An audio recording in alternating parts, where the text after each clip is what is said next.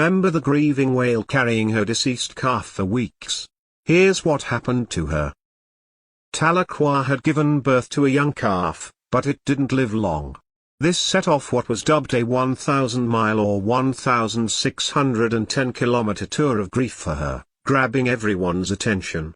Her life has now been completely flipped upside down once more, but this time it's not the same. Firstly, Tahlequah is a whale being monitored by a whale research unit.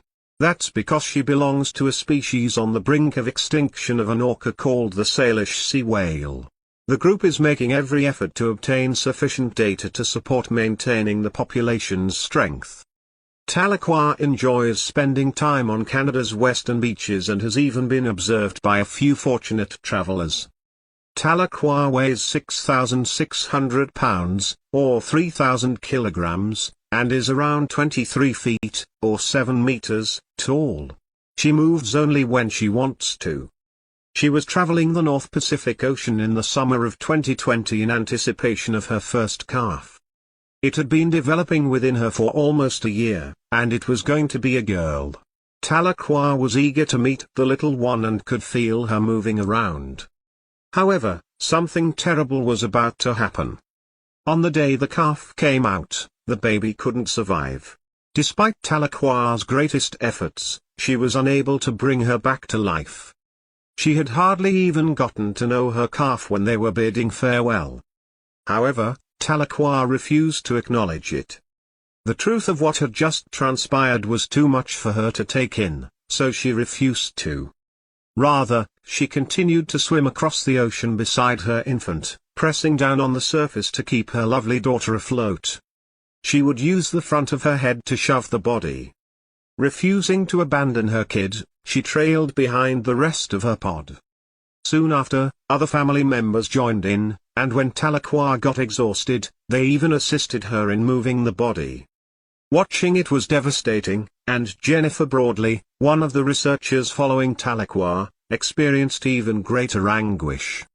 In a large research boat, her crew had followed her pod, attempting to maintain as much distance as possible. While her staff had witnessed such sorrow in the past, it had never lasted this long. They shared the tale to media outlets after a few months, and it quickly gained international attention. But at last, after 17 days and a distance of 1,000 miles or 1,610 kilometers, she released her calf. As she headed back to her pod, she let the calf drop to the bottom of the sea.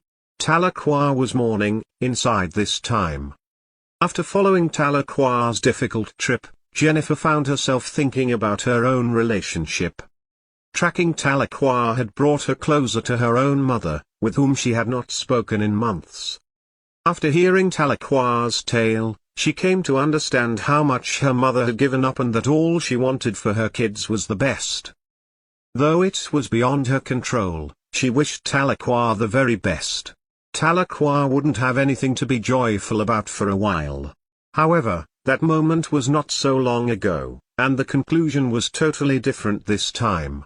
Jennifer had been charged with sending up a drone for surveillance on this chilly, clear afternoon.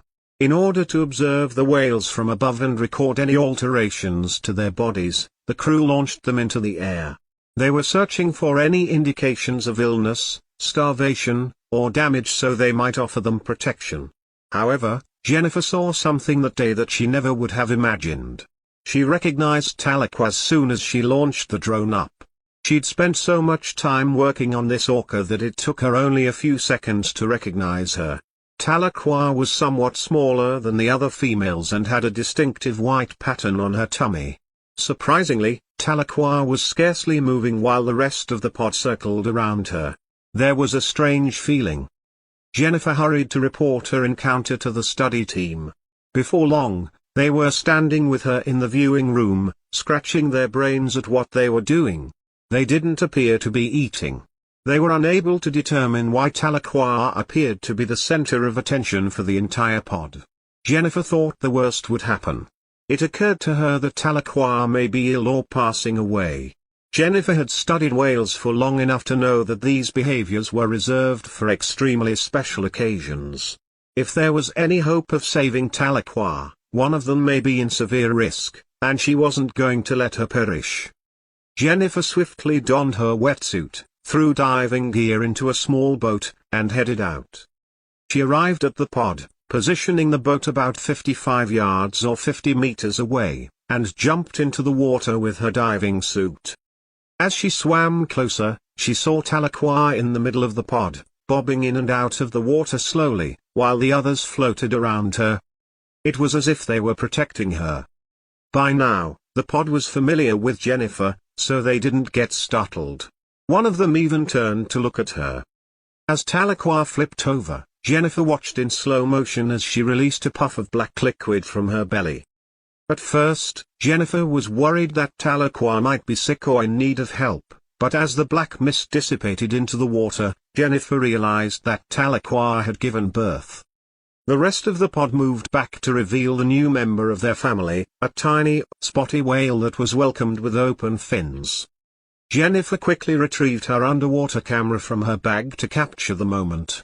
Tahlequah was already playing with her newborn calf, showing her how to swim. After the tragic loss of her previous calf, Tahlequah was finally experiencing joy again thanks to her new baby. Subscribe for more content like this. And don't forget to hit the bell button so you can be updated right away for new uploads.